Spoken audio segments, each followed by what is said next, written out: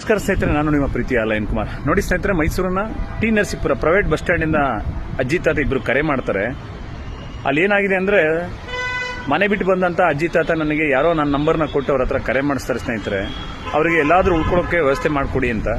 ನಾನು ಅವರಿಗೆ ಎಲ್ಲಿ ಉಳ್ಕೋತೀರಾ, ಬನ್ನಿ ಆಶ್ರಮದಲ್ಲಿ ಉಳ್ಕೊಳ್ಳಿ ಅಂತ ಎಲ್ಲ ಹೇಳಿದೆ.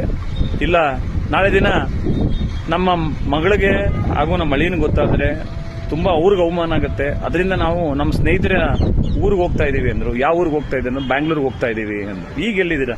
ಟಿ ನರಸೀಪುರ ಬಸ್ ಸ್ಟ್ಯಾಂಡಲ್ಲಿ ಕೂತಿದ್ದೀವಿ.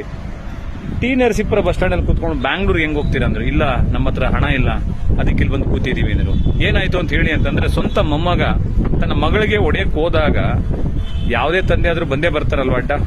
ಹಾಗೆ ಮಗಳಿಗೆ ಒಡೆಯಕ್ಕೆ ಹೋದಂತ ಮೊಮ್ಮಗ ತನ್ನ ತಂದೆ ಬಂದು ಅಡ್ಡ ಬಂದು ನನ್ನ ಮಗಳಿಗೆ ಯಾಕೆ ಹೊಡಿತಿ ಅಂತ ಕೇಳಿದಿಕ್ಕೆ, ನೀನ್ ಯಾವನು ಅಂತ ಹೇಳಿ ತನ್ನ ತಾತನಿಗೆ ಹೊಡೆದಂತ ಮುದ್ದು ಮೊಮ್ಮಗ. 18 ವರ್ಷ ಆಗಿದೆ, 72 ವಯಸ್ಸಿನ ತಾತನಿಗೆ, ಅಂದ್ರೆ ಅವರ ತಾತನಿಗೆ ಹೊಡೆಯೋ ಅಷ್ಟು ತಾಕತ್ತು. ಅದೇ ವಯಸ್ಸಾದವ್ರು ಹೊಡೆಯೋದಕ್ಕಿಂತ ಅವ್ರ ಹುಡುಗರು ಸ್ವಲ್ಪ ಜನ. ಮನೆ ಒಳಗಡೆ, ಹೊರಗಡೆ ರೌಡಿಸಮ್ ಮಾಡಲ್ಲ ಇವನು, ಮನೆ ಒಳಗಡೆ ರೌಡಿಸಮ್. ತಾಯಿ ಹತ್ರ ದುಡ್ಡು ಕೇಳೋದು, ಅದು ಇದು ಮಾಡೋದು. ತಂದೆ ತಿಂಗಳಿಗೊಂದ್ಸರಿ ಬರೋದು, ಬ್ಯಾಂಗ್ಳೂರ್ಲಿ ಯಾವ್ದು ಫ್ಯಾಕ್ಟ್ರಿಲಿ ಕೆಲಸ ಮಾಡ್ತಾರೆ, ಮೂಲತಃ NR ಮಲ್ದವರು. ಅವ್ರು ಕೇಳಿ ನನಗೊಂದು 1000 ರೂಪಾಯಿ ದುಡ್ಡು ಕಳಿಸಿ, ನಾವು ಬ್ಯಾಂಗ್ಳೂರ್ಗೆ ಹೋಗಿ ಅಲ್ಲಿ ನಮ್ಮ ಸ್ನೇಹಿತರ ಮನೆಗೆ ತಲುಪಿದ ಮೇಲೆ ದಯವಿಟ್ಟು ನಿಮ್ಮ ನಂಬರ್ಗೆ ನಾವು ಕಳಿಸ್ಕೊಡ್ತೀವಿ ಅಂತ ಹೇಳಿ ನನಗೆ ಕರೆ ಮಾಡ್ತಾರೆ.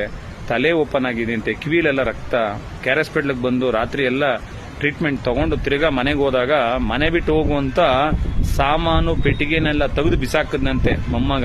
ರಾತ್ರಿ 12:15 ರಾತ್ರಿ 12:15 ಬಿಸಾಕಿದ್ದವರು ಮನೆಯಿಂದ ಹೊರಗಡೆನೆ ಮನಗಿದ್ದು, ಬೆಳಗ್ಗೆ ಅಲ್ಲಿ ಇಲ್ಲಿ ಎಲ್ಲ ಸುತ್ತಕೊಂಡು 4:30ಕ್ಕೆ ನರಸೀಪುರದ ಬಸ್ ಸ್ಟ್ಯಾಂಡ್ ಹತ್ರ ಬಂದು ಕೂತ್ಕೊಂಡ್ರು. ಯಾರೋ ಹತ್ರ ಅದೇ ಇನ್ನೇನು ಭಿಕ್ಷೆ ಬೇಡ್ಕೊಂಡು ಹೊಂಟೋಗೋಣ ಅಂತ.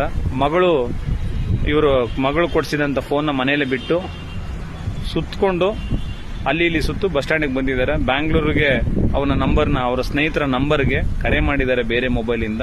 ಈಗ ಬ್ಯಾಂಗ್ಳೂರು ಅವರು ಹೊರಟಿದ್ದಾರೆ. ಸ್ಥಳಕ್ಕೆ ಹೋದೆ. ಸಬರ್ ಬಸ್ ಸ್ಟ್ಯಾಂಡ್ ಗಂಟ ಅವರಿಗೆ ನನ್ನ ಆಶ್ರಮದ ಕಾರಲ್ಲಿ ಡ್ರಾಪ್ ಮಾಡಿದ ನಂತರ ಅವರಿಗೆ 1,000 ರೂಪಾಯಿ ಹಣನ ಕೊಟ್ಟು ಕಳಿಸ್ದೆ. ನಿಮ್ಮ ಸ್ನೇಹಿತರ ಮನೆಗೆ ಹೋಗಿ ಅಲ್ಲಾದ್ರೂ ಚೆನ್ನಾಗಿರಿ. ವಯಸ್ಸಾದವರಿಗೆ ಯಾರ ಮನೆಯಲ್ಲಿ ಬೆಲೆ ಕೊಡಲ್ವೋ, ವಯಸ್ಸಾದವರಿಗೆ ಯಾರು ಗೌರವ ಕೊಡೋದಿಲ್ವೋ, ಯಾವ ಮನೆಯಲ್ಲಿ ದೊಡ್ಡವರಿಗೆ ಕೀಳಾಗಿ ನೋಡ್ತಿರೋ ಆ ಮನೆನೂ ಉದ್ಧಾರ ಆಗಲ್ಲ, ಆ ಮನೆಯಲ್ಲಿರೋ ಮಕ್ಕಳು ಉದ್ಧಾರ ಆಗಲ್ಲ. ಕಾರಣ ಇಷ್ಟೇನೆ, ಹಿರಿಕರಿಗೆ ಗೌರವ ಕೊಡದೇ ಇರೋರು ಇನ್ ಯಾರು ನಿಮಗ್ ಕೊಡ್ತಾರ? ನಿಮ್ ತಂದೆ ತಾಯಿಗಳಿಗೆ ಈ ಮಕ್ಕಳು ಗೌರವ ಕೊಡ್ಲಿಲ್ಲ ಅಂದ್ಮೇಲೆ ಇನ್ ನಿಮಗ್ ಕೊಡ್ತಾರೆ ಅಂದ್ರೆ ಇಷ್ಟೇ ಡಿಫ್ರೆನ್ಸ್. ವಯಸ್ಸಾದ ತಂದೆ ತಾಯಿಗಳಿಗೆ ಅವ್ರು ಗೌರವ ಕೊಡ್ಲಿಲ್ಲ ಅಂದ್ರೆ ನಿಮಗೂ ಕೊಡಲ್ಲ. ನೆಕ್ಸ್ಟ್ ನಿಮ್ ತಂದೆಗೆ ಹೊಡೆದವನು ನಿಮ್ಗೆ ಹೊಡೆಯಕ್ ಬಂದವನು ಅವ್ನು ನೆಕ್ಸ್ಟ್ ಅವನು ದೊಡ್ಡ ರೌಡಿನೇ ಆಗೋದು ಆ ಏರಿಯಾಗೆ. ಅವನು ಉದ್ಧಾರ ಆಗಲ್ರಿ, ಉದ್ಧಾರ ಆಗಲ್ಲ. ಯಾರೋ ಸ್ನೇಹಿತರ ಫ್ರೆಂಡ್ಗಳನ್ನ ಮಾಡ್ಕೋತಾರೆ, ಅಲ್ಲಿ ಪಿಕ್ಚರ್ಗಳನ್ನ ನೋಡ್ತಾರೆ, ಫಿಲಿಮ್ಗಳಲ್ಲಿ ಲಾಂಗು ಮುಚ್ಚಿಟ್ಕೊಂಡು ಅಂದ ತಕ್ಷಣ ಅವ ಬಿಲ್ಡಪ್ ಮಾಡಿಬಿಟ್ಟು ಅದನ್ನು ಮನೆಯಲ್ಲ ಪ್ರಯೋಗ ಮಾಡ್ತಾರೆ.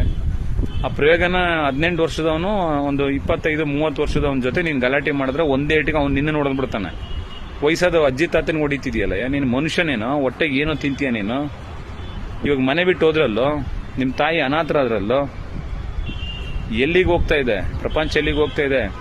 ಫಸ್ಟ್ ಮನೇಲಿರೋ ಮಕ್ಕಳನ್ನ, ನಮ್ಮ ಸಂಸ್ಕೃತಿಗಳನ್ನ, ದೊಡ್ಡವ್ರಿಗೆ ಬೆಲೆ ಕೊಡೋದನ್ನ ಫಸ್ಟ್ ನಿಮಗೂ ಬೆಲೆ ಕೊಡಬೇಕು. ಮನೇಲಿರುವಂತ ನಿಮ್ಮ ತಂದೆ ತಾಯಿಗಳು, ವಯಸ್ಸಾದವರು ಯಾರೇ ಆಗ್ಲಿ, ಮನೆ ಒಳಗಡೆ ಒಂದು ಹಿರಿಕರು ಇರಬೇಕು ಅಂತ ಒಂದು ಗಾದೆ ಇದೆ.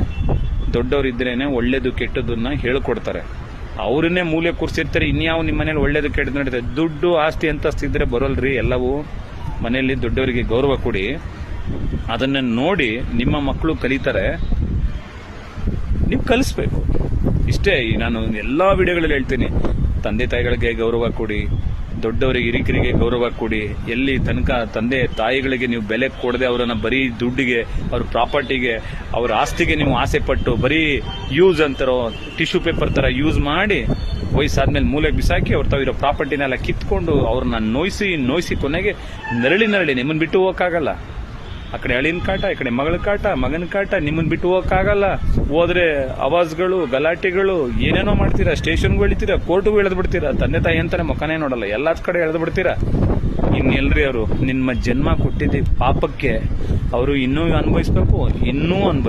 ದಯವಿಟ್ಟು ಸಮಾಜ, ನಮ್ಮ ಕರ್ನಾಟಕದ ಕನ್ನಡಿಗರೇ, ಈ ವಿಡಿಯೋನ ಶೇರ್ ಮಾಡಿ. ಯಾರಾದರೂ ಮನೆಯಲ್ಲಿ ನರಳ್ತಾ ಇದ್ರೆ ಈ ವಿಡಿಯೋ ನೋಡಿದ್ಮೇಲೆ ಅದ್ರ ಬುದ್ಧಿ ಕಲೀಲಿ. ನಾನು ಮಾಡುವಂತ ಪ್ರತಿ ಒಂದು ವಿಡಿಯೋದಲ್ಲಿ ಅರ್ಥ ಇರುತ್ತೆ.